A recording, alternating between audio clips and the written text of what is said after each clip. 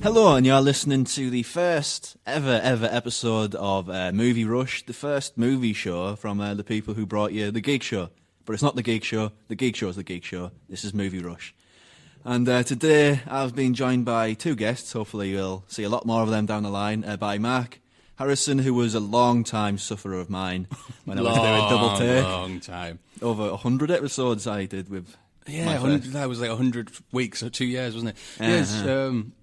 Yeah, that was Double Take. That we sort of knocked off with that for a little while back in 2012, and I haven't done anything since. Obviously, I've just been in cyber sleep or whatever. But no, now I'm back movies, talking about things and that. How have you been? It's been 2 years, so it's hard to kind of summarise that up into a very pithy comment, but groovy, I think I'll stay with. Groovy does work for the last 2 years. Yeah, you look younger and happier than ever. Thank you. And I've also been joined by Graham Williamson, who is... Hello. Yeah. I don't know how to synopsise you, but... Well, you know, I've... One man. Sorry. That's it. Yeah. I fight crime. I also write for Verite magazine. I've recently started that, and I've known Rob since you were doing Double Take, actually, and I've seen the very strange radio marriage that you two have developed over those years. It's sort of an amicable divorce at this point, isn't it? It is. I don't know who got the kids, but they're not happy. We've got kids. Maybe.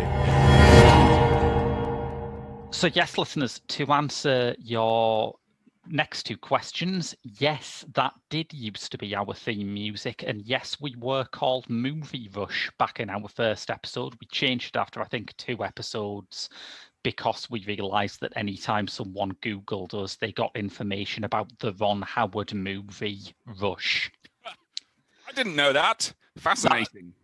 That is actual legitimate Cinema Eclectica historical trivia. Of course, now no one remembers that Ron Howard made a movie called Rush, so we could have got away with it. Yeah.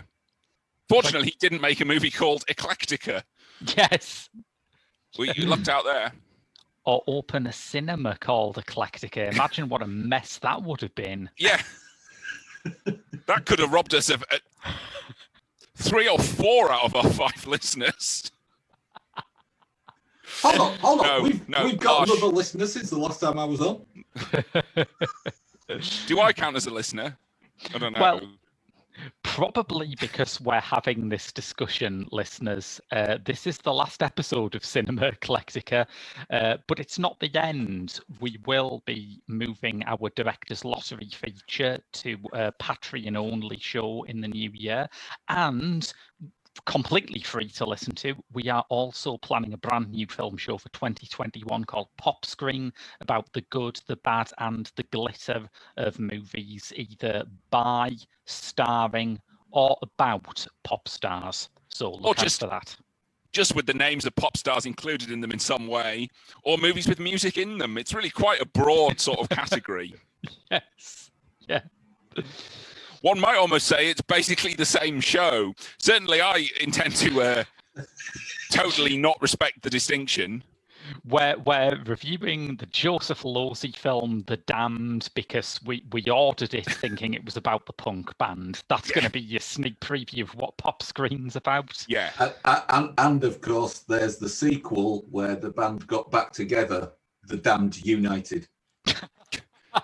I get it. I actually get it for once. The final episode, and I've actually got something. Hey. Yeah. Listeners, if this is your first time listening and you haven't memorised our voices, just like any normal person wouldn't have, I'm Graham, and this week I've been joined by Mick. Hello. And Tim. Hello. And Rob will be along in a bit, but for now it's us 3. This is our final episode. It's our Halloween special, which felt like a fitting way to go out. And for that Halloween special, we had a very simple remit. We are reviewing our favourite horror movies. Yeah. Now, Mick, I understand you're going to start us off with a bang. I am. I'm going to set the podcast alight. Quite literally. Not with a bang, but with a wicker. Yes, you see what I did there? I am going with what is widely regarded as one of, if not the best British horror movies, which is 1973's The Wicker Man. Gasp. Not just one of the best British horror movies, the best folk horror movie, and arguably the only really proper folk horror movie. Folk horror being the genre of things that are a bit like The Wicker Man. Yes. It's a good job that the first one did it properly, isn't it? It's nice to have an example to follow. Yeah. Cinefantastique, in fact, called it the Citizen Kane of horror movies. Indeed. Yes. Which is odd because it's not actually that long. I've heard that, yeah. It's also not really a horror movie, I discovered upon rewatching it. Wait, isn't it? Oh, Not really. Carry on. Justify that opinion. Well, it's actually a film about the imperialistic approach of mainstream religion. Sounds pretty much like a horror movie to me, I'm not going to lie. Yeah. So, for anyone who hasn't seen it, stop listening to this program right now. What? This is go not the podcast for you. Also, we're going when you've watched The Wicker Man. We're going to spoil it, aren't we? Because you've had since 1973, so you've had... Other things that spoil The Wicker Man include the poster, the sleeve of the DVD and Blu-ray release. Yeah. The title. I don't know. I think there were probably things that would be unexpected and would come out of left field and be surprising twists in The Wicker Man, maybe, still. But not that one. Yeah, but you've had nearly 50 years to watch it now. Yeah. So what have you been doing if you haven't watched it? You can't really complain about spoilers at this point. Other things that spoil The Wicker Man are the Nicolas Cage remake. Yeah. Just to synopsize, Wicker Man is set on the Hebridean island of Summer Isle, and we join Edward Woodward's Police Sergeant Neil Howie visiting the island to investigate the disappearance of Rowan Morrison. And it's at that point that things start to go weird. Literally, the minute he sets foot on the island. It's a freaky island. It is a freaky island. The islanders, including Rowan's own mother, claim that Rowan never existed. Howie settles in at the Green Man Inn, where he meets the landlord and his daughter Willow, a character so complex it takes 3 actresses to portray her. Yes. Because why is there? There's Britt Ekland, there's Britt Ekland's voice and Britt Ekland's arse, isn't it? That's the 3. Wait, what? That's literally it. She had an arse double on the request, it is rumoured, of her then boyfriend Rod Stewart. In that case, there are 4 actresses bringing Willow to life. Wait, who's the other one then? You've got somebody doing the actual person, somebody doing the arse, somebody doing the voice. So Britt Ekland plays the physical manifestation of Willow. Yeah. Right. Okay. There is then Annie Ross, who provides Willow's Scottish voice when speaking. Yeah. Unless she's singing, in which case it's Rachel Verney. Oh, right, okay. So you know, there are less operators on the Big Bird Muppet. Right. Yes. So get on with the actual synopsis. What happened next? I'm going to try. It's easy to be distracted by Britt Ekland.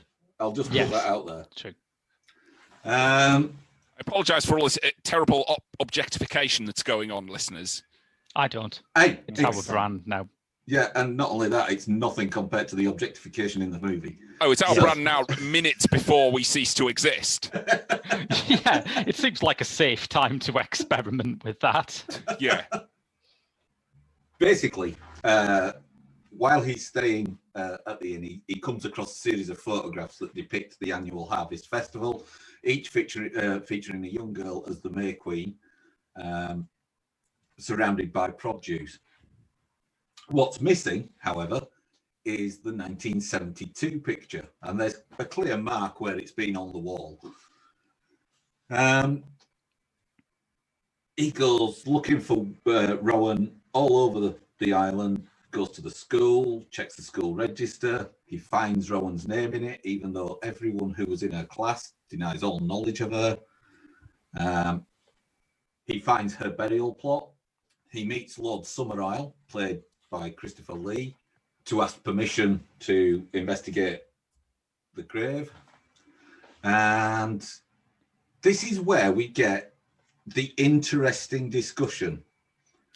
And it's where I would say it deviates from your standard horror norms.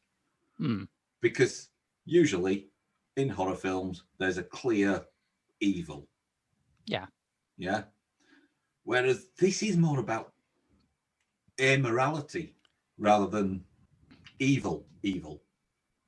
Yeah, I see what you mean there. That's quite a good observation, really, because I mean, they're not. Insofar as you discover that there is kind of a conspiracy going on this island, it's not exactly motivated by any malice, is it? Not really. No, it's quite the reverse, actually. It's driven by survival. So anyway, eventually he finds the missing Harvest photograph, and it shows Rowan as the May Queen, but she's standing amongst empty boxes, indicating that the harvest wasn't that great that year. And according to ritual, that doesn't end well for the May Queen, responsible for ushering in a bad harvest. So basically, he goes around, and this is where it becomes a bit of a strange film in modern eyes, because we've got Edward Woodward basically coming to the island as almost a crusader or a missionary, trying to bring Christianity to the simple folk of Summerisle. Yeah. Or at least being horrified that it isn't there yet already. Yeah. So the islanders basically have this almost, well, it's pre-medieval, isn't it? It's almost a Stone Age type approach to life.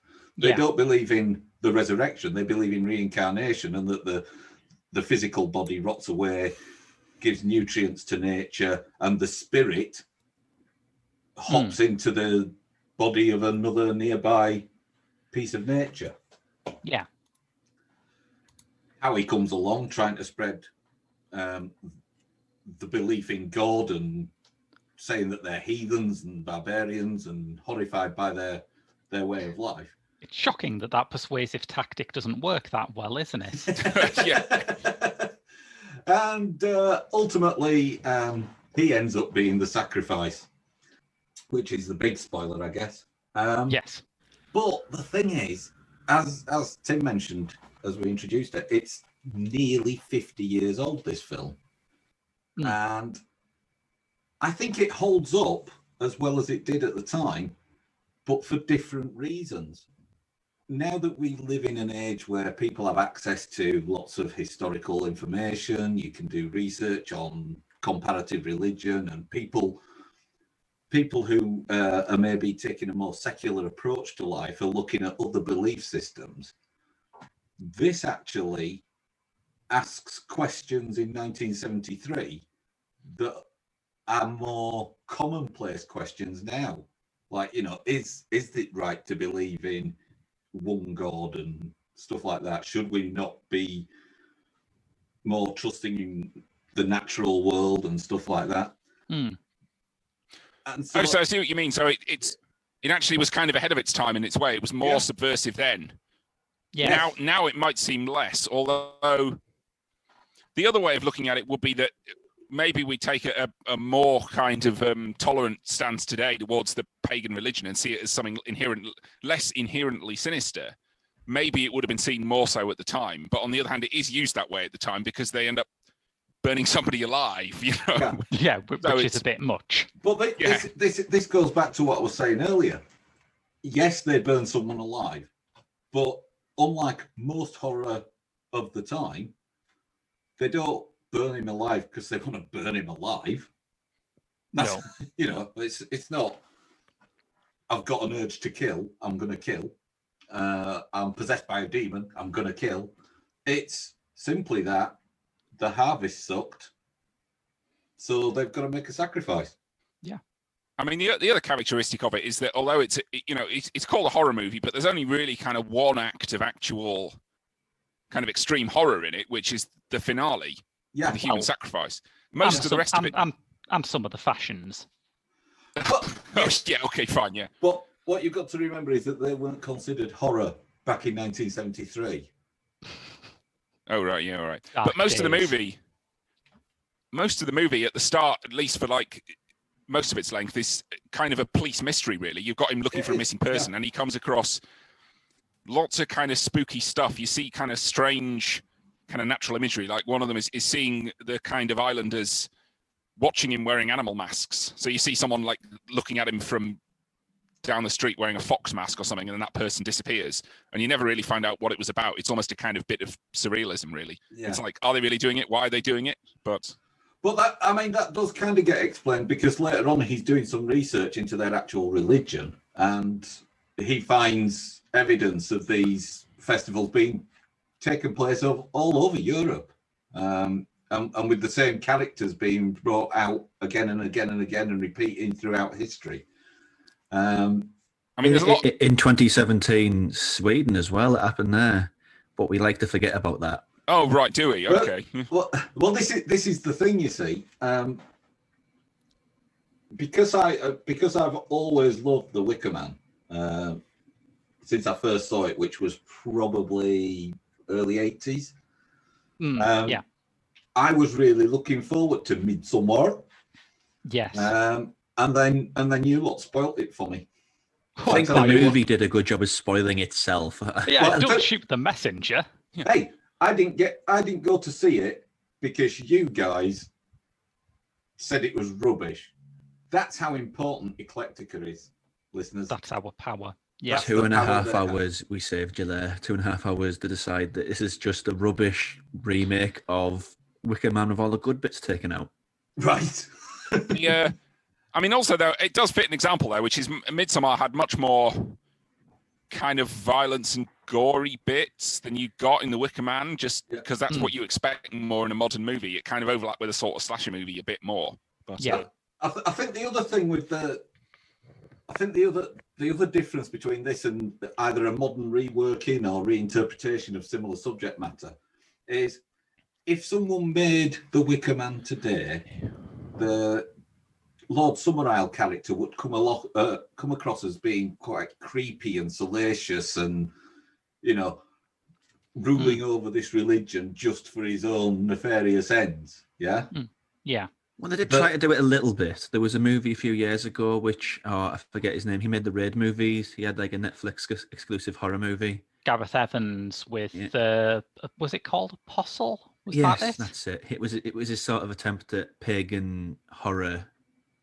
It had like Martin Sheen in and Michael Tupper M. Sheen. There's always too many Sheens. Yeah. I'm not taking the Sheen off. I'm not taking too much Sheen off one and giving it to another. They've all got equal amounts of Sheen. It's just the wrong one. Yeah. Mr. Sheen is indeed a polished performer. Yes, so he is. Anyway, back at the movie podcast.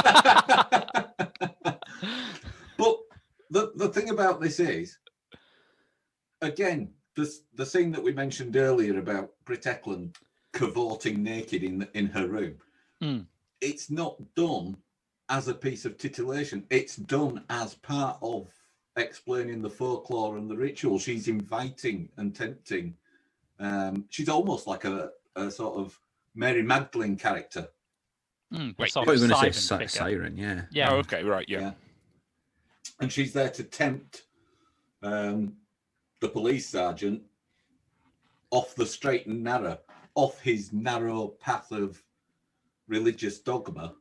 And the other characters fit into the same kind of pattern of these sort of mythic figures, because obviously you got Christopher Lee as Lord Summerisle being the kind of vaguely sort of green man figure with a big circle of hair around his head, basically. Yeah.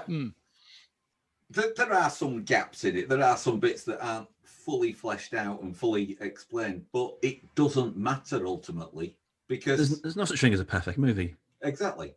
But I would say this one comes pretty close, though. I don't know. I think, and this is the other thing you mentioned about Midsummer was what, 2.5 hours?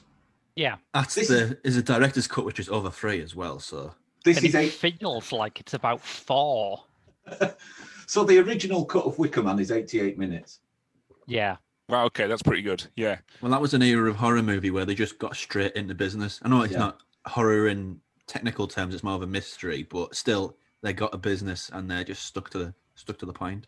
I mean, it's one of those ones, and I'm sure this observation was from the documentary or from the commentary or something. That it just fits that category, which you so rarely see, of a movie where every single shot in it and thing is used to tell the story and is advancing the story in some way. There's, like you said about the sort of figures dancing naked. There's nothing really gratuitous about that. It actually does, build up the mythology of the island and all that kind of stuff. And everything in it also is like a symbol of what's going to come up later, more or less. The kind of foreshadowing stuff. The one of those I absolutely love is the bit with the school classroom where he's investigating the school and he opens up the desk of the missing girl and it's got someone has attached a stag beetle to a little bit of string and it's wandering round and round on a sort of tying itself in knots on a nail that's bound into the table. Yeah. And it's kind of like, man, that's a kind of weird folklore sort of image. And then you realize, and that's also an allegory for the whole movie, isn't it? Because he's the beetle who's being led around on a bit of string. And it probably is only like the second or third time I watched it, I actually got that of what that kind of pun is supposed to be. But everything in the movie more or less works that way. It's kind of a symbol for something else that has happened or is going to happen. Yeah. And it does it in a way that is so subtle. But as you say, you go back and you think, oh, actually, why did I miss that? Yeah. I mean, the other one is you see the opening of the movie is him flying to the island on his plane and he flies over the landscape of the island and sees it all. And you actually see part of the crop failure, so it starts telling that narrative in about the first 5 seconds, more or less. Yeah. Kind of a weird trend in older horror, though, isn't it? The fear of the offlanders. Yeah. I suppose the difference with the Wicker Man is that it's not like Deliverance, where the mountain men are just sort of horrifying savages who deserve to be killed. These are quite nice, genteel folk who seem to have a bit of a point. Yeah. Okay. Well, at least to start with, they are. Yeah, it seems that way, and gradually that gets eroded away. And, Well, I don't know. I think even when they burn Edward Woodward alive, they're just trying to prevent him doing what he later does in Hot Fuzz. Yeah. Yes. I have to ask Mick. Yes. The remake, and I think there was a sort of sequel. I don't know. I'm just picking up the idea and cashing in it to get some money that he did in the early 90s called Wicker Tree that he did as well. Yeah. Well, I have to say, I remember that not being especially good, but on the other hand, not exactly being a cheap cash-in. It felt like there was at least an attempt to make an actual new movie there. I don't really see what it had to do with The Wicker Man particularly, but... Well, it's... The Bees, Mick. The Bees. That's the Nicolas Cage one, isn't it? Yes. No, It's not the Bees. It's not the Bees. He screams not the Bees over and over again, and they sort of pour bees on him out of a big jug. It's as if they're not listening to him at all. Exactly. But also, can you really pour living bees out of a jug? Does it work? Don't they just fly away? I think physics is the least of that movie's problems. This week on Mythbusters, we're pouring a load of bees on one of our heads. Yeah. So I think the thing is that The Wicker Tree, it shares a director and it features an appearance by Lee, but I don't know. It's all right to not know. I don't know whether it's a direct sequel. There were plans for a sequel. It's one of the rare horror that isn't. Called The Loathsome Lambton Worm. Oh, man. Caw. But wait a minute. This one, something like this was actually sort of made, wasn't it? The Lambton Worm.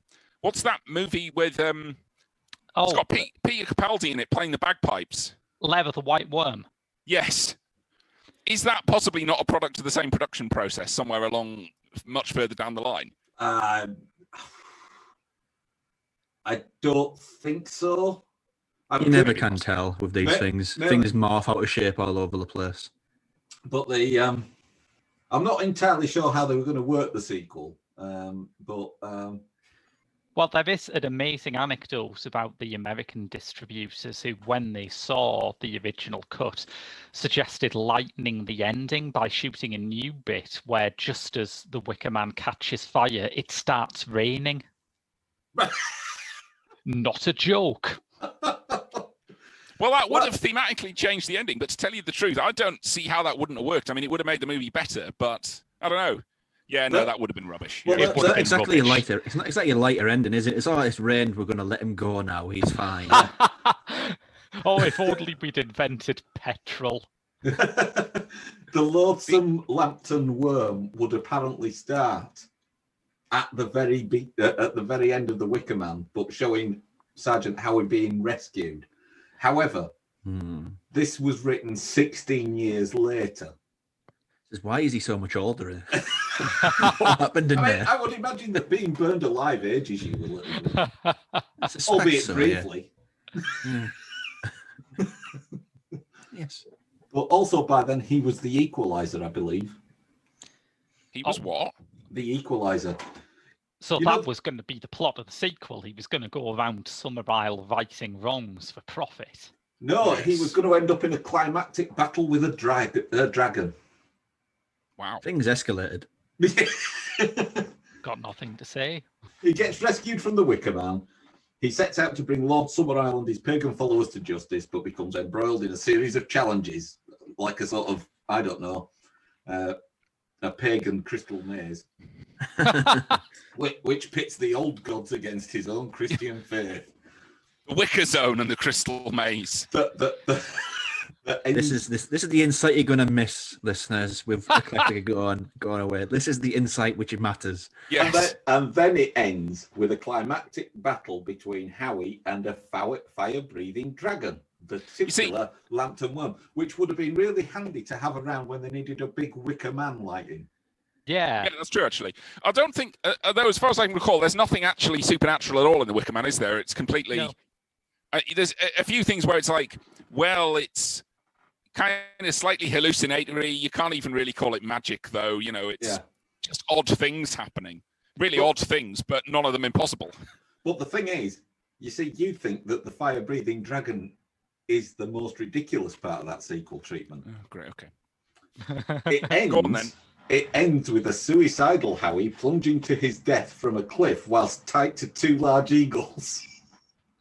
What? I just wanted to say this. This is like Zardoz level. This. Right. Schaefer's sequel was never produced. Yeah, that's what I'm saying. This movie doesn't actually exist, does it? No. I mean, we can do it. You can do it best at very limited justice by reviewing it. Yeah, don't bother seeking this out, listeners. One, it's rubbish, and two, it doesn't exist. There's a podcast called "The Greatest Movie Never Made." I'm assuming it'd appeared on that because this is a great one. This. Yeah. The least great movie never made. Yeah, I think there's about 30 Spider-Man movies that have never been made. About more Star Trek movies. It's just there's loads of them. I think for a film that never had a sequel, this is as close as this got to being a film that did the cinematic equivalent of Jumping the Shark. Yes. What, that happened when he got to the bottom of the cliff? Yeah, I was going to say. Yeah, he surfed back to the mainland on the back of a shark. Cocaine is a hell of a drug, isn't it? Well, we've reviewed about 5 films there, at least 2 of which exist. Yeah. Have we got any final thoughts on The Wicker Man before we move on? Well, not really. If you haven't watched it, you should. Yes. I've never seen it. It's absolutely brilliant. It's so brilliant. It's ridiculous. It's the best thing. Yeah. Yeah. It's not one of these movies where the reputation can. I mean, I've not seen it. It's kind of these older the sort of statesman movies where they've got such a reputation where you think I've already seen it without having seen it. No, I don't think so. It is still No. full of really weird, surprising things, even if you know the big hits. And the fact that it is about 6 or 7 different genres in one means that it's always pretty surprising. And the other thing is, if you're someone who's normally put off horror movies just because you don't like horror that much, it's kind of like a movie that gives you the minimum necessary sort of dose of the actual horror movie experience as to get the effect on you. You know, it's not a movie that's excessive or gratuitous in that way. No, there's no huge gore fest shots. I think we're putting Rob off, to be honest, by now. There's no huge jump scares. There's no head explosions. This is an awful movie. I want the head explosion cut, Nick. There's no clips where you see, I don't know, a dead body suddenly come back to life, and it turns out it's just because of the maggots inside. And that's very Italian suggestion you made there. Nobody gets bees poured on them. Nobody gets. What's the one from Midsummer? You get sewn inside a bear. You get stuffed into a bear. At no point does Nicolas Cage drop kick a lady. Nicolas Cage does not milk an alpaca, which, as you recall, did happen in a. All About Space. The Colour Out of Space. That is an odd movie. Yeah. That's quite good, The Colour Out of Space. I remember we reviewed that, and we spent most of the time talking about Nicolas Cage milking an alpaca. It's like a alpaca which becomes like a big blob alpaca. I don't know what the term for that would be. Oh, that's right. You get merged together. Yeah. No, I also do not know what the term for that would be.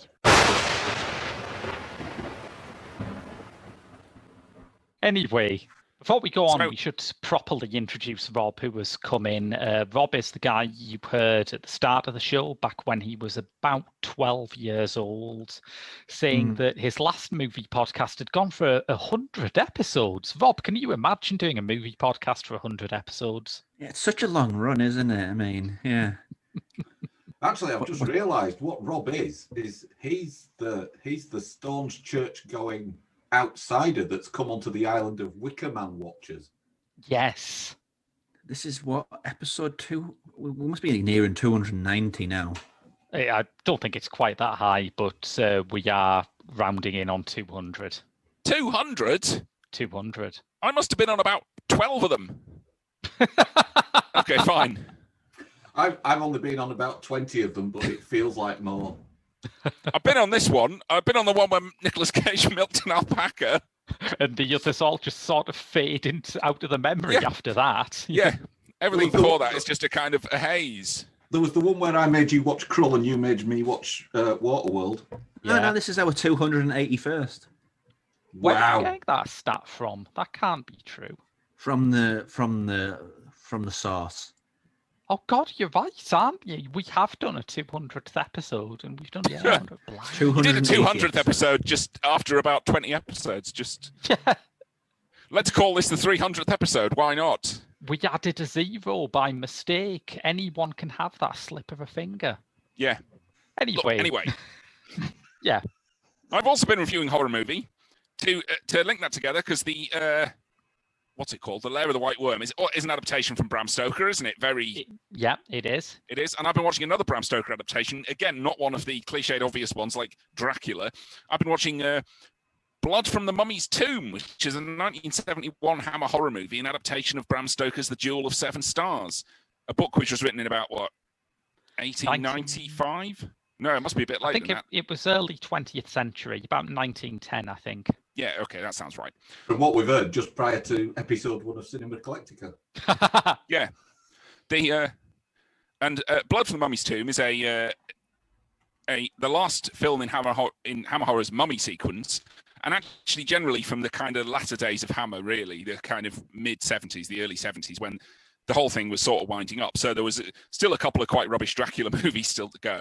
There was one Frankenstein movie still to go, so they still got Frankenstein and the Monster from Hell hadn't come out yet, which kind of was quite good, had its moments. So did that. Whatever the Dracula one was called, where Peter Cushing goes to the Far East and discovers Dracula and the Cult of the Legend of the Seven Golden Vampires. Was the that Legend of the Seven Golden Vampires? Which, anyway, I wasn't going to review that. That's a sort of semi-martial arts Hammer Dracula movie. But this Blood from the Mummy's Tomb is it? Yeah. Those has it those Fu has Manchu like, movies are being released, by the way, the racist and horrible ones from Hammer. Just so you know. Interesting time to put those out, but there they go. yes. Anyway, look, Blood from the Mummy's Tomb, which is, to my mind, an actually dead good kind of pulpy Hammer mummy movie. And there's a lot of quite naff mummy movies. There are ones that don't work, or a lot that haven't worked. And this one has quite an interesting approach that is actually a bit different. And it's one of those things where you think maybe there's a kind of slightly Victorian imperialist sort of sensibility where they still regard Egypt or ancient Egypt as being this terrible place of evil where only evil can come from. But insofar as this has that, it doesn't really do a terribly good job. It's one of those ones where viewing it through the values today, you might get quite a different kind of interpretation than maybe they expected you to get at the time. But the story of it, more or less, is it opens with a scene in ancient Egypt 5,000 years ago, a load of priests who've captured this supposedly pure evil Queen Terror, who I guess is a kind of fictional version of Cleopatra, sort of, a kind of evil Egyptian queen or priestess who seems to have some nebulous evil power. And they're sealing her up forever in an unmarked tomb and erasing her name from history. And they're chopping off her hand so that her body can't regenerate itself or something. And she gets buried with a kind of canopic jars, or the kind of familiars. So she has, 3 witchcraft familiars. She has a snake, a cat, and a jackal. And she gets buried with a kind of artifacts of those 3. And then in the present day, 5,000 years later, it gets updated completely to the present day, to the 70s. More or less, her kind of reincarnation begins, and you gradually discover that there's a load of Egyptologists who have dug up her tomb and brought her sarcophagus back to London. And she is kind of starting to go through the process of reincarnating herself. And it seems like the lead Egyptologist's daughter, who was born at the exact moment that they excavated the tomb in Egypt, although she was born on the other side of the world, but it turns out it's like a reincarnation of this evil queen. And that the 3 artifacts of the familiars are, kind of leading to the incarnation of those ghosts and spirits, which are kind of killing people who are working against the reincarnation, or just generally being pretty unpleasant to people, really. And aside from that, it's a kind of Hammer horror movie that ticks along in about the way you would expect, which is that it has some really quite gruesome kind of killings throughout it. And it's not much over 90 minutes, but every so often someone does get kind of gorily killed. And this is from about the same time as the Wicker Man. So it's the kind of thing where you think, well, there is a bit more gratuitous kind of violence and nudity there. They tend to strip the female characters down for no particular reason a bit more. And they also have the very, very bright red sort of blood spewing out of people's throats or squirting out like someone has squirted it out of a little, I don't know, like a little rubber tube or something. Yeah. With a bike pump or something of that kind. Little bottle of poster paint that you used to have in art class when you were a kid. Yeah, that kind of thing. And so this movie has as the main Egyptologist character, it has Andrew Keir, who I don't know is particularly well known. The place I know him from is the movie of Quatermass and the Pit. If anyone remembers the old Quatermass movies, he's a kind of, you probably might know his face. He's one of those kind of, it's that guy from sort of 70s movies and dramas. It's got Valerie Leon playing the evil queen and playing the reincarnated woman, who is probably a reincarnation of the evil queen, or at least looks exactly like her, although the exact relationship isn't really made clear there. And gradually she kind of investigates the evil curse that she has been kind of made part of, and her boyfriend do that and get involved with this bizarre cult. And there's one of the Egyptologists who's extremely kind of posh sounding and looking. It's kind of difficult to describe, but he's very kind of smooth and sort of dapper, and nevertheless is more or less for no reason anyone can discern, has decided to bring this evil queen back to life and thereby achieve something, possibly destroy the world, or he will become ruler of the world somehow, and thinks he can control her, although it doesn't explain how this is going to happen exactly. And what exactly form her black magic is going to take, nobody knows really. But rather than have an actual, one of the interesting things is rather than having an actual mummy that comes to life and goes around mauling people, which in some previous Hammer mummy movies has not been terribly convincing, partly because they like throw a net over it or something and try and catch it. And it's not really clear why that doesn't work. But anyway, This one has instead these three kind of ghost familiar creatures, which are portrayed in some ways that are quite rubbish, like when you see like a kind of rubber snake basically being waved around in front of the camera, which doesn't look terribly convincing. But then sometimes they manage to do quite a good job of it with the kind of shadow of the jackal on the wall just kind of moving along, and you don't see the actual creature itself, and it seems to have kind of knocked somebody down or killed someone. And they kind of overdo the gore on it sometimes, but more or less everyone in the movie gets murdered. It's not a movie with a lot of survivors, but it has in this way the quite good characteristic, which is you have these two identical characters, the evil queen who is dead for most of the movie, and then they just get to the point of bringing her back to life. You also have the young woman who is the reincarnation of the evil queen Ptera, who for some reason is kind of used as manipulated into helping with this in some way, and ultimately they disrupt the ritual and smash up the artifacts, and this is going to miss the opportunity because it's called the jewel. You know, the original book was the Jewel of Seven Stars, and for some reason there's a constellation that's in alignment, which means this is the only opportunity to resurrect her. And if you miss this opportunity, you probably have to wait another 5,000 years. So they try and do this and prevent the evil ritual to bring her back to life, and sort of succeed, sort of muck it up. It's kind of got an ambiguous ending, which is that they smash everything up, and the whole sort of underground tomb thing they've built to bring her back to life collapses, and the whole house collapses that's on top of it, and virtually everyone who was still alive at that point just gets buried under a load of rubble. And then the last event of the movie is more or less that somebody comes along, you know, that you see the ambulance basically taking the victims away from this dead site, and it brings someone back to the hospital, and you see this woman back at the hospital covered up in bandages with her eyes peeking out and her eyes open, and they say, we haven't even worked out who she is or what her name is yet. And so it's left unclear whether that is the reincarnated young woman who had managed to break free of the spell and so has survived, or whether that's actually the queen who they have brought back to life and everyone else is dead. So either they've brought back the evil queen or they've destroyed her and brought back the kind of heroine of the story, really. And you don't know which, and it just goes to credits on that idea, which is probably a bit more kind of ambiguous than you would usually get in a mummy or a vampire movie, because usually in the Hammer ones, often you'd basically have the shot of the mummy or vampire disintegrating in some way, and that would be pretty close to the last shot of the movie in a lot of cases. You'd see the characters reacting with horror, and then the credits would roll, and that'd be it. And so this one, as the last Hammer mummy movie, slightly distinguishes itself, I think, there. And also is an adaptation of this, you know, dead interesting book, and has a lot of quite weird kind of spooky stuff on it. If you're a fan of Hammer, it's definitely kind of an underrated one, I think. I really like it. I think it is one of the very, very, very few mummy movies that is almost as good as the Doctor Who serial Pyramids of Mars.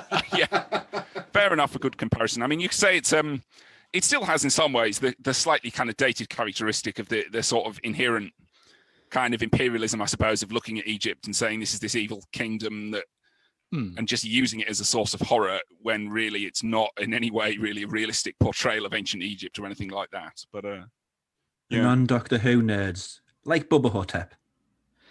Us Doctor Who nerds understand that. It's sort of a bit like Bubba Hotep. I have no idea what that Doctor Who reference was. I'm sorry.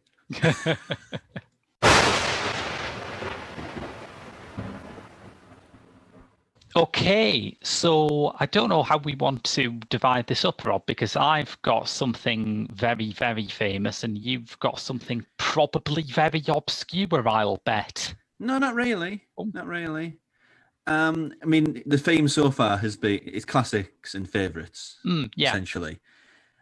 And I may as well go now anyway. So the thought process was, you lot are going to pick classic era, sort of 60s, 80s at a push. Yeah. That sort of window. So far, I'll do something within the time frame of the podcast. Okay. And it turns out it wasn't in the time frame of the podcast. It was actually the year before, in 2014. And that is Jennifer Kent's The Babadook. Yes, gay rights. Which, that's painted such a weird view of it, really. Because its perception in the world right now is it's kind of a fluffy knockabout horror movie. That's the public idea of what The Babadook is. Yeah. That's what it's become. Reality is very, very different. It's a very different film from what I remembered it being. But this is Jennifer Kent. I think she learned filmmaking under the tutelage of Lars von Trier. Yeah, but don't hold that against her, listeners. Oh yeah, and instantly became better than him in like one attempt. So what's he doing? I don't know. But it's an interesting note to bring up that because this is an Australian film shot in Australia with an Australian cast. However, the look of the film, it doesn't feel like it's in Australia. It's very austere. Lots of horrible buildings, really, dark blues and greys, and just miserable, really. Is this the one where Guy Pearce's house gets infested with little cannibal fairy things that chase him around? No, you're thinking of a dream you had last night. Oh, right, okay, am I? Yeah, fine. So similar. No, never mind. Maybe that's not the Babadook. Disregard. But the point of it is, it's got a mother who her husband died, taken at a hospital so she can have this kid. 7 years later, this kid is just a nightmare, an absolute monster. Funnily enough, the kid keeps on talking about the monster. He's going to get the monster when the monster comes back. Usually in that sort of scenario, you'd think, oh, the kid's making it up. It's a load of crap here. But no, it's not. It's real. It's the Babadook. And it's got like some rules to how it turns up. There's this book, which when it was released, I thought, I want this book. This is like, as far as movie props goes, this is amazing. Yeah. But if it's in a word or a look, you can't get rid of the Babadook. It'll knock 3 times and say, Babadook, duck, duck. And if it does that, it lets you in. You let it in. And when it says you let it in, it basically, you let it, how can I word this? It terrorizes you, basically. Once it scares you once, you're basically completely under its dominion. Would you say that's a fair? That's from my memory, because I have not seen the Babadook since it came out, but I remember absolutely adoring it. Yeah, but that's the idea behind it. And so once it scares you once, it's, has total control. And that's kind of a sense of the anticipation about it. When is it going to turn up? Because like I mentioned earlier, it's in this austere sort of Scandinavian house, something that you'd expect from like Let the Right One In. Very dark and foreboding. So you're expecting something to come out of this dark corner somewhere, but it doesn't happen it's like an 89-minute movie and it doesn't happen until about 30 minutes into it. Yeah. So it takes its time. But before that, the other reputation this movie has is the kid's a little shit. I mean, he is, but he's a believable little shit who has a reason for being like that. Oh, yeah. But also he's a little sweetheart as well. Yeah.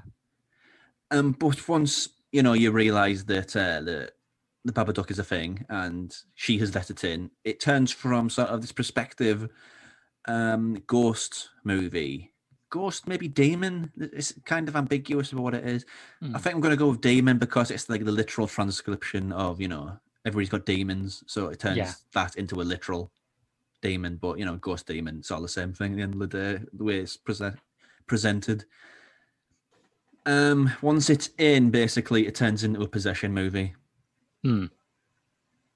So part of the book, when you first get it, it tells about how this monster will torture you, and its outward form is only one version of it. There's many, many different versions of it, which is an interesting sort of creative aspect of it. Because I can't remember what movie it was. I think it was one of the 1990s deep sea horror movies. I think it was Leviathan. Okay. Where the monster was different literally every shot it was in because they were basically making it up as they're going along, and it was a disaster. The puppy of the guy who did Mandy. Oh yeah, George Cosmatos. Yeah, he was a bit of a card, as it turns out. So that is an example of that in history where there's a monster that looks different every occasion that you see it. But this time, I think it's an intentional decision. You get some really weird left field sorts of decisions about what it looks like. Some occasions it's the dead husband. On some occasions it's just a cloak. On other occasions it's a puppet. And there's a couple of great sequences where she's just sat in front of the TV. And it'll be subjecting it to this subversive, silent cinema sort of carnival-esque nightmare images. I think that's why the Babadook has become a gay icon. The dude's just got good taste in cinema. Maybe. There's a lot of Papa Lazarou in him as well, Yes. honestly. But it's interesting in sort of how reflexive it is. The monster is. It's not like he is a one definite thing. He's not like he's a gremlin. A gremlin is like a stuck object, isn't he? So it's one of these things that I hate so much in modern horror. It's A24 horror uses thinly built up horror monsters as a subtext. She's going through grief. He is a grief monster. Yeah. Going through whatever. He is a whatever monster. And it's so one note. It's why we wail on all those people who do A24 movies, Midsummer, I honestly think they could do further with it. I want someone who is recovering from alcoholism to be attacked by a big drunk werewolf. Yes. Well, I'd watch that. Yeah. This is, obviously a grief monster, but it's done in such a tasteful way because I think it's done by a director who isn't an absolute charlatan. Ouch. That's the trick. Because Jennifer Kent has went on to make The Nightingale. I never saw it because the perception of that movie, the idea behind that movie is just grim as hell. It's an upset-a-thon. And I don't particularly want to watch something to be upset by it, frankly. Makes sense, yeah. But there's a craft and there's a trade here. She hit the ground running, Jennifer Kent. It's got so many great ideas. But again, it's one of these movies around that time. There was a lot of movies that came out where people thought this ending's awful, therefore the movie's awful. And there was lots of bad backlash against it. Which is crazy because the ending to The Babadook is actually perfect. It is. I watched it. It's right on iPlayer now. So if you're in the UK, you can watch it for free on BBC iPlayer, which is where I watched it. Can you tell us what the ending is, or is that going to ruin it for people? I don't think it ruins it really. It's the whole idea of the movie is about sort of your demons basically consuming you. You're living through this grief. This kid is a daily reminder of the husband she lost, so she's really struggling with it. So the only real way it can end is by her conquering her monsters. Really, as some sort of like a movie as a therapy sort of subject matter. Yeah. How it's done, it's entirely debatable on your taste, really, isn't it? Yeah. But I think it does it especially tastefully. When you consider that horror cinema has a track record of ending things really, really badly. I mean, there's another version of this where it has like most hated thing in all of horror cinema is if it's possession or ghost or demon or whatever, and you think, oh, good, they escaped. All our heroes are safe for another day. Last shot, one of them turns to the camera and has a demon smile. You think, oh, just go to hell, you terrible movie. We all know the stuff that's happened in. The movie ending where the last shot is that the creature is still alive is very rarely a good movie ending, to be honest. Yeah. It's like the kind of fallback movie ending. Yeah. But if you don't have another one. Yeah. It's managed really, really well. It feels like a Scandinavian movie, not Australian one. I don't know what an Australian movie really feels like, other than having lots of animal cruelty scenes. Yes. And this has none of those, so I think it's a step up. I'd put it in sort of up there with like Next of Kin, and long-term listeners of the show will know that I absolutely adored Next of Kin. The most Australian thing in it is it has this beautiful red herring where it has Daniel Henshaw, who was the most terrifying guy in that Australian film Snowtown, which is still one of the bleakest things I've ever watched. And he plays a guy who's just all right. Yeah, I mean, I imagine he went method and started living with a cannibal biker gang for 6 months. Yeah. He's that convincing in Snowtown. But hey, he's just a sweetheart. Yeah. There have been 2 films throughout my life that I've called my favourite ever horror film, and I've called them my favourite ever horror film for 2 different reasons. The one that I'm not covering, but I could have covered, is the one that I think is most purely horrific, and that's Toby Hooper's original Texas Chainsaw Massacre. It's not that horrific, it's one of those suggestions more powerful than what you actually see. Yeah. But I think in terms of its effect, if you are looking for a film that is just purely terrifying and leaves you feeling absolutely bruised by the end of it, that's the film. The thing is, if you're not interested in horror or on the fence about horror or like horror to a certain extent, that probably doesn't seem like a very interesting goal. And you will probably watch the Texas Chainsaw Massacre and think, this looks cheap. The actors are kind of one note. What's the big deal? What you would need in this circumstance is a horror movie that has all of the values of a great piece of cinematic art. If it has a great cast of the finest actors available, if it's made with all of the resources of a major studio, if it has one of the greatest directors in film history behind the camera, and yes, I'm talking about Stanley Kubrick's The Shining. So instead of going for a movie which is notorious for being shot in a 1,000-degree sweatshop in the middle of Texas, you went for the absolute opposite. Yes, yeah, that's true. That's what I mostly look for in horror. Does the weather look unpleasant? I could have chose the Babadook, but it just looked temperate. Not too hot, not too cold. Looks quite mild for Australia, yeah. Yeah. Also, one thing about the Babadook is it attacks during the day, which I think is an underrated aspect of horror. Yes, and this also happens in The Shining. It's so memorable in The Shining that David Lynch cited it as an influence on Bob appearing in Maddie's house in the second series of Twin Peaks, where he said, the whole daylight aspect of it is based on that scene in The Shining where Danny is cycling round and round the Overlook Hotel. And suddenly there's just these two little girls there who we assume are ghosts, but they're there in the middle of the day, and it's such an aggressively wrong time for ghosts to be present. It just makes it even more uncanny and wrong. So The Shining, for the 8 people who have neither seen it nor read the book, is... It's based on Stephen King's novel about a writer, Jack Torrance, who is a recovering alcoholic. He has some, things in his past that he has to make up to for his family. He gets a job at a place called the Overlook Hotel as the winter caretaker, basically looking after it during the off-season. However, this is like the northwesternmost corner of America. So when this has an off-season, brother, is it ever an off-season? They are basically snowed in for the whole of the winter.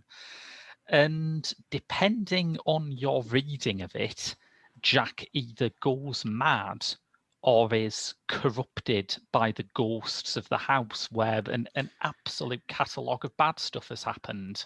Given the things that have been omitted, yeah. Apparently that's why Stephen King hates it so much, this version, because it's basically his story of when he was a recovering alcoholic, and Kubrick did it wrong, didn't do it like he did it, so he's... Stephen King can shut up though, can't he? I mean, honestly. Persona non grata, because he didn't do it how he did it. He didn't have no talking bushes in it, so it's terrible, obviously. I mean, when I first watched The Shining, my thoughts about the changes it made to King's novel was basically, all right, so he's took out the absolutely rubbish bit with the hedge animals coming alive, which is bad. I don't care what you say, it's legitimately bad. And he's added in a load of things like all work and no play makes Jack a dull boy, the hedge maze, the death of Halloran, here's Johnny, all of the bits that are really brilliant and people remember. And Scatman Carruthers. I mentioned Halloran. Yeah. But, I mean, it's crucial that it is Scatman Carruthers. It's crucial that you mention that it's Scatman Carruthers, not least because his name is Scatman and, respect. But that's the best you can do with Stephen King, though, really, is loot it and discard some of the rubbish. And this has been done probably several times in the history of cinema, I think. The Shining is definitely a good example. I mean, there are a few adaptations where they've taken all the good bits and thrown them away and then filmed the rubbish. I seem to remember The Dark Half was one of those. Oh, right. I've never seen The Dark Half. I did hear a disturbing rumour that Alex Ross Perry was remaking it, which, boy, I guess Alex Ross Perry's films are horrifying, just not in the way they should be. Long-term listeners, you want to listen to the episode with Queen of Earth. Yeah. And what was one you did? It was one before that?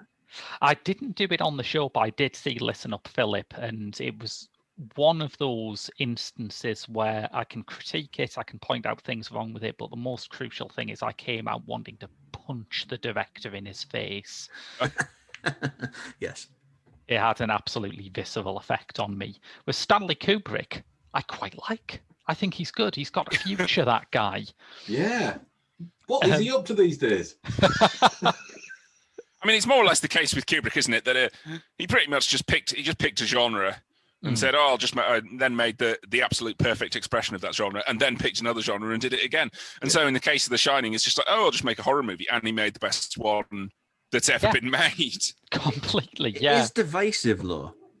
It is divisive, and it's divisive in a lot of interesting ways. I must say, even though I do still believe that this is absolutely better than the King novel in the way that I think out of every novel Kubrick adapted, there's only really Lolita where I can understand why the writer was a bit browned off with it. But everything else, like A Clockwork Orange, is better than the Anthony Burgess novel. I'm sorry.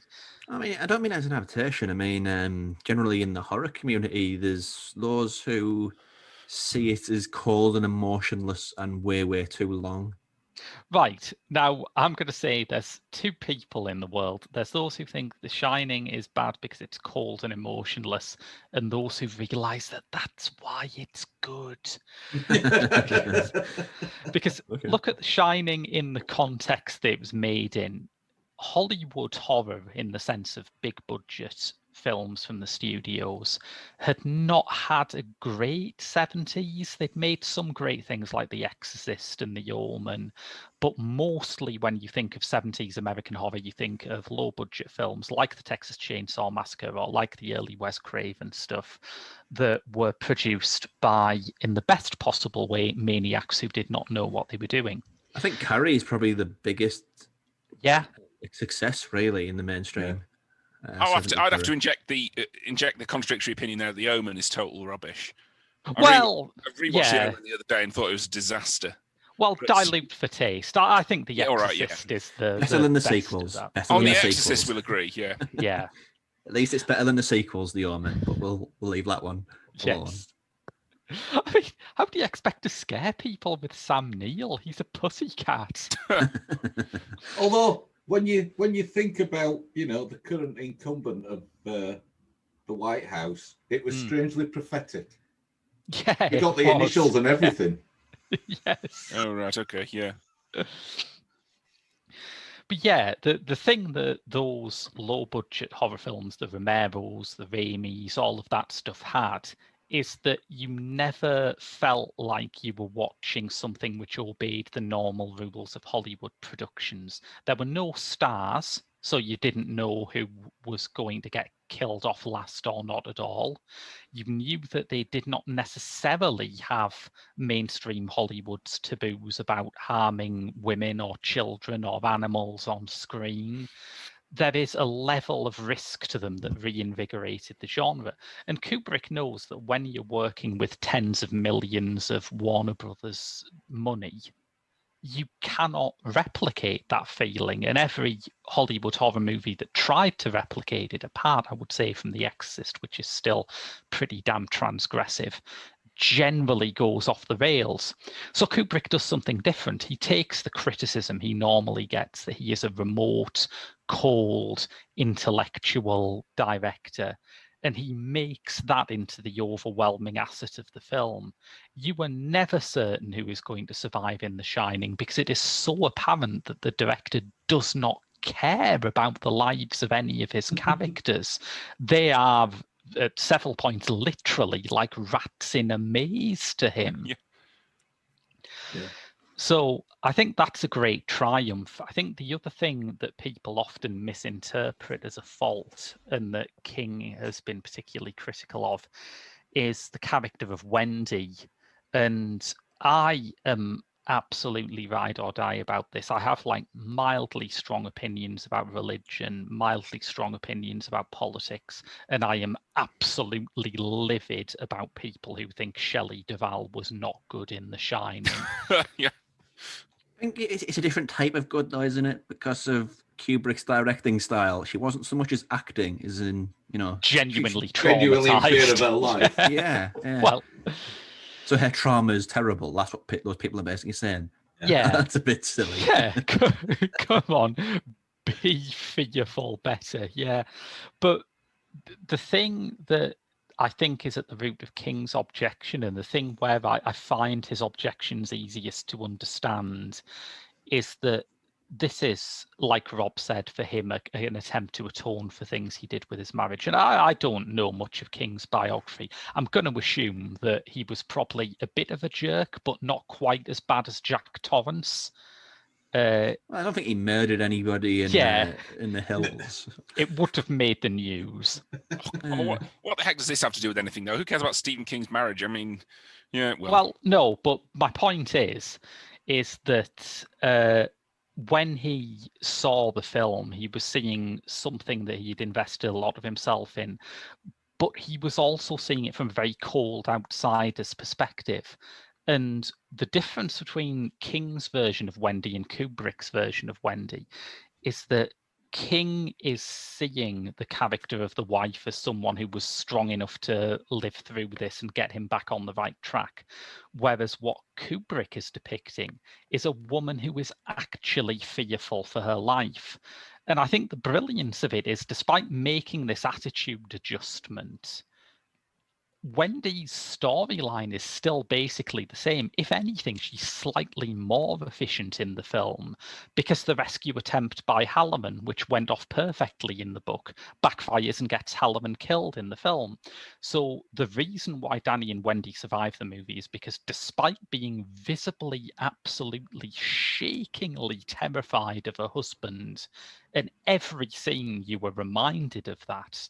I'm sure King felt like he was having his nose rubbed in it. But despite all that, everything she does works. The one part of her plan that backfires is when she locks Jack in the freezer and he is rescued by a bunch of ghosts, which, with the best will in the world, I think is an unforeseeable consequence. Well, it's kind of like that scene in The Thing, isn't it, where the head sprays off and grows legs. Yeah. And it's like, you've got to be effing kidding me. Yeah, exactly. How did he get out of that? It's also famously the one bit in The Shining which has no non-supernatural explanation. Everything else can be seen as a symptom of madness, except that, which has to have some paranormal explanation. Yeah. I mean, the other paranormal thing in it, which we haven't touched on, is Danny, the boy's psychic ability. Which is the basis for the sequel, book and novel, Dr. Sleep. Dr. Sleep, yes, as Gloria Estefan would call it. Even then, surely the psychic stuff in The Shining just about fits in a kind of psychological category, doesn't it? The same way. Yeah, completely, yeah. And I think it's one reason why I have seen the British cut and the American cut of this. Kubrick, despite his reputation as being a sort of high-handed art house genius, was very big on test screenings and would often recut his films after they'd had their first test screening or even their premiere.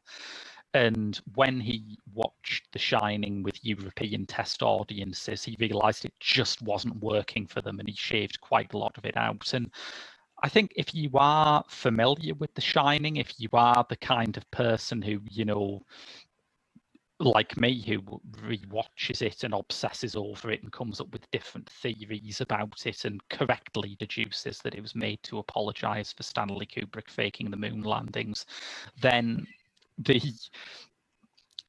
American cut is kind of interesting, but it's not essential. I think the main thing it adds really is a lot of information about what exactly Danny's psychic power means and what his friend Tony actually is. And it goes back to that thing that Rob was circling around with the Babadook, where there is an element with horror where you do not need these things explained. There is an element to horror where if it makes emotional sense, it doesn't necessarily have to make literal sense. And yeah, and as I'm saying, with, you know, despite Kubrick's reputation, he understands emotion. He may withhold it for storytelling purposes, but he gets it, and his mantra on the set of The Shining was that it had to have the quality of a fairy tale. And at the end, you absolutely see that with Danny pursued around the maze by the sort of wicked father figure.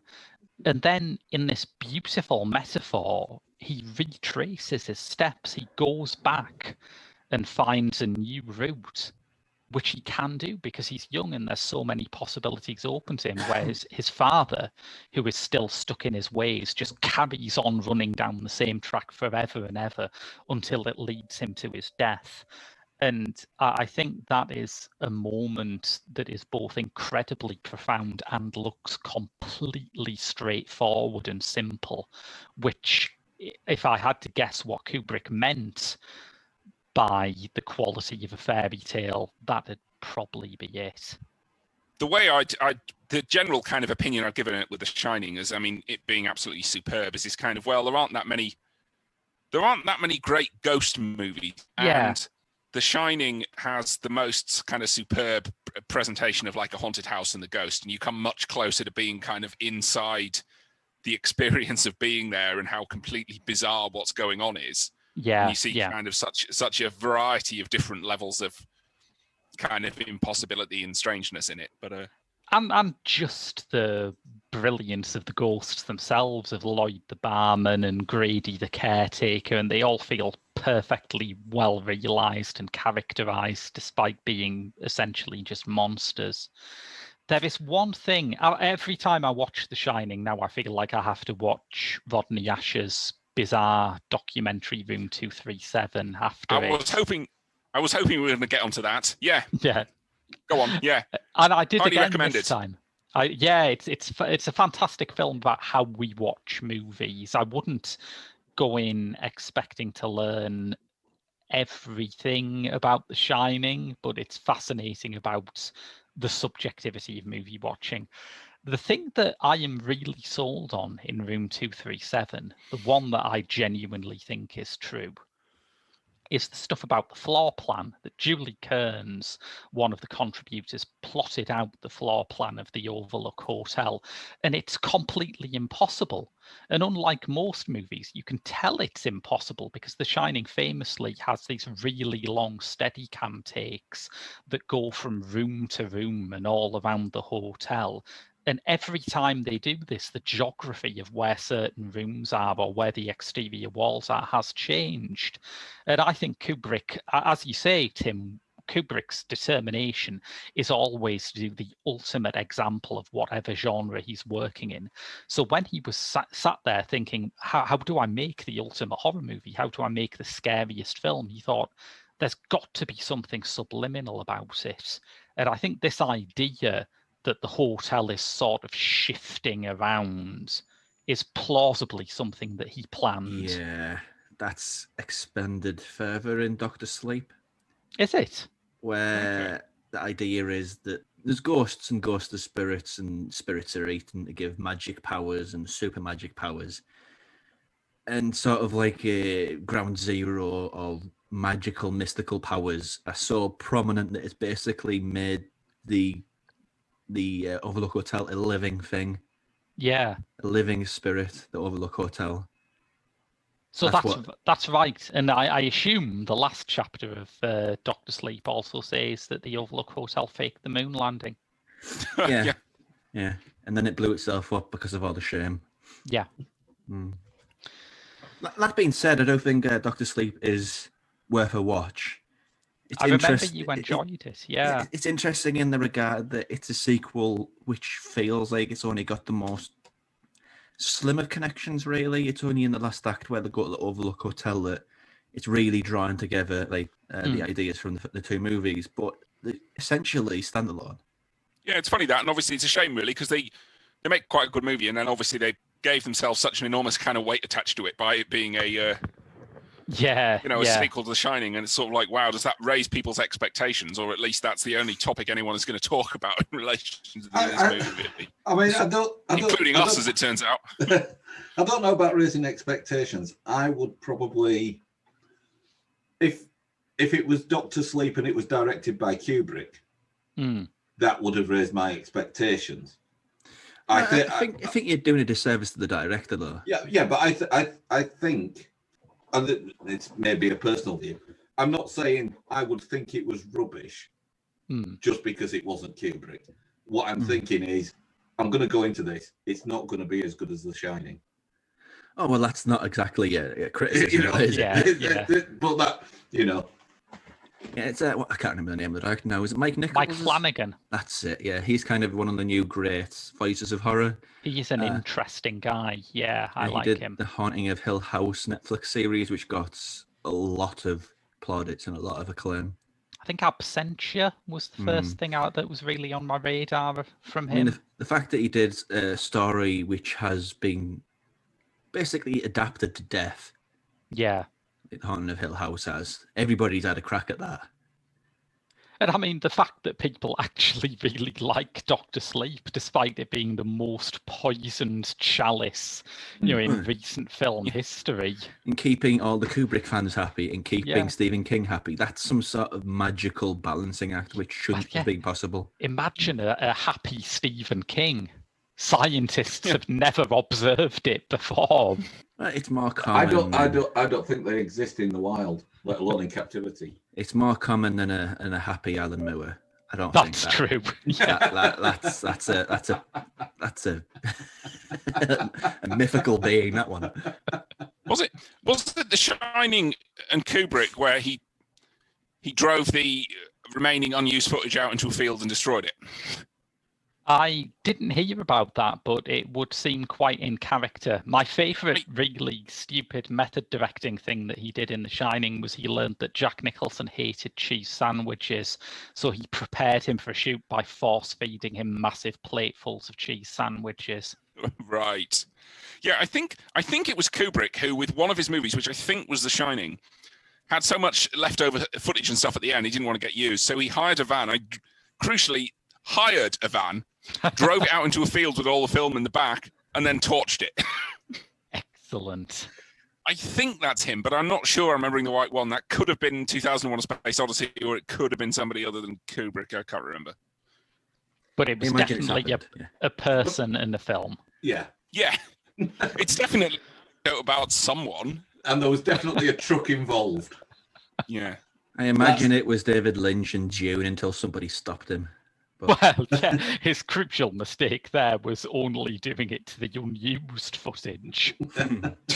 Ouch. Yeah. Or maybe he got two vans. One had the unused footage. One had the real footage that actually needed to be used, and the wrong van got towed due to an administrative error. Or Kubrick's one, of course, could have contained a load of stuff about the moon landings.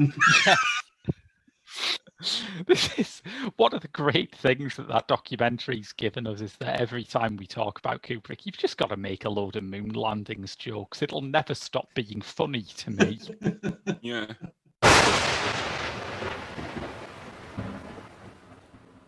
But anyway, yeah, that's our favourite horror movies, and that's a lot from Eclectica forever. Although, as I say, we will be back as a Patreon-only podcast based around our Director's Lottery feature. That'll be coming out monthly.